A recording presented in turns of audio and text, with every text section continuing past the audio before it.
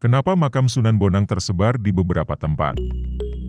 Sebelum membahas sejarah dan alasannya, bagi yang belum mengetahui siapa Sunan Bonang, kita berikan penjelasan singkat terlebih dahulu. Sunan Bonang adalah salah satu anggota dari Wali Songo, atau 9 wali, yang dianggap berjasa besar dalam mengislamkan Nusantara, khususnya Pulau Jawa.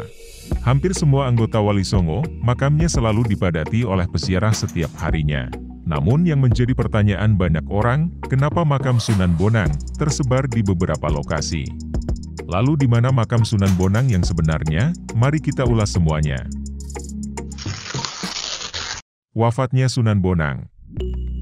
Dalam Babat Tanah Jawi, diceritakan bahwa Sunan Bonang wafat karena usia lanjut saat berdakwah di Pulau Bawean pada tahun 1525.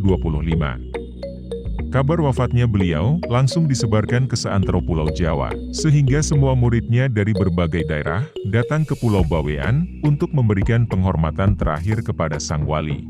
Namun justru kedatangan mereka inilah yang pada akhirnya justru dikisahkan menimbulkan huru-hara.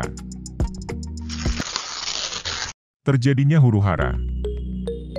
Setelah murid-murid Sunan Bonang dari berbagai daerah di Nusantara datang ke Pulau Bawean, murid-murid dari Tuban menginginkan agar jenazah Sunan Bonang dimakamkan di Tuban, Jawa Timur. Akan tetapi para santri di Bawean berpendapat, sebaiknya beliau dimakamkan di Bawean saja, dengan pertimbangan lamanya perjalanan menyeberangi laut, yang tentu saja memiliki resiko tersendiri. Sementara itu, murid-murid Sunan Bonang yang berasal dari Madura dan Surabaya, menginginkan jenazah beliau dimakamkan dekat ayahandanya, yaitu Sunan Ampel di Surabaya. Para murid ini tidak hanya memperebutkan lokasi pemakaman Sunan Bonang saja, bahkan dalam urusan memberikan kain kafan pun mereka juga rebutan.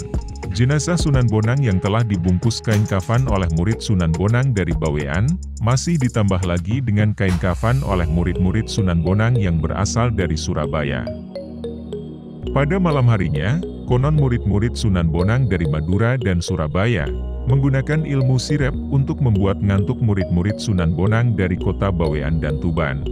Setelah berhasil melakukan sirep, dan semua murid dari kota Bawean dan Tuban tertidur, murid-murid Sunan Bonang dari Surabaya dan Madura pun mengangkut jenazah Sunan Bonang ke dalam kapal, dan rencananya akan dibawa ke Surabaya.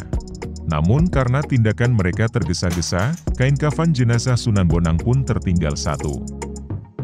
Singkat cerita, kapal layar pun bergerak ke arah Surabaya. Akan tetapi ketika berada di perairan Tuban, tiba-tiba kapal yang digunakan mengangkut jenazahnya tidak bisa bergerak, sehingga terpaksa jenazah Sunan Bonang dimakamkan di Tuban, yaitu di sebelah barat Masjid Jami Tuban.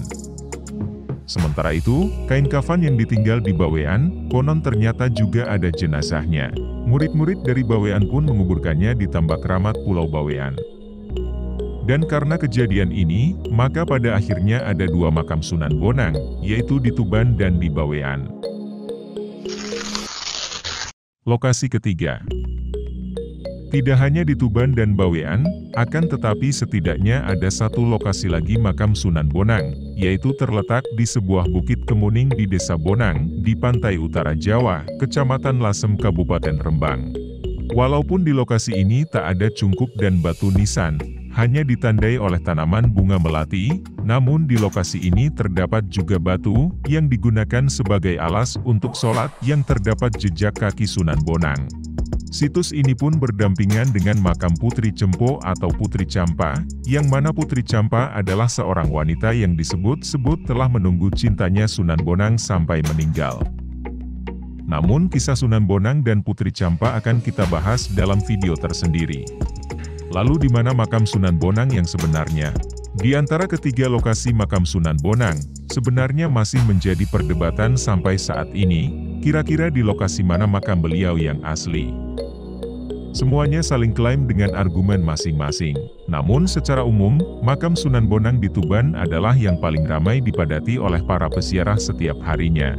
Entah pendapat mana yang paling benar, wallahualam. Tapi pelajaran yang dapat kita ambil dari kisah tersebut, dikarenakan sosok beliau sangat dihormati oleh semua muridnya yang tersebar di berbagai kota, maka proses pemakaman beliau pun menjadi rebutan. Jadi bisa dibayangkan sebegitu istimewanya Sunan Bonang semasa hidupnya, dan sebegitu besar jasa serta ilmunya, yang beliau ajarkan kepada murid-muridnya, sehingga mereka pun sangat takzim kepada beliau. Atau kalau menurut kalian sendiri, kira-kira di mana lokasi makam Sunan Bonang yang asli? Silahkan tuliskan pendapat kalian di kolom komentar. Dan kalau kalian suka video ini jangan lupa like, dan bagikan video ini ke teman-teman kalian, agar semakin banyak orang yang mendapatkan manfaat dari video ini.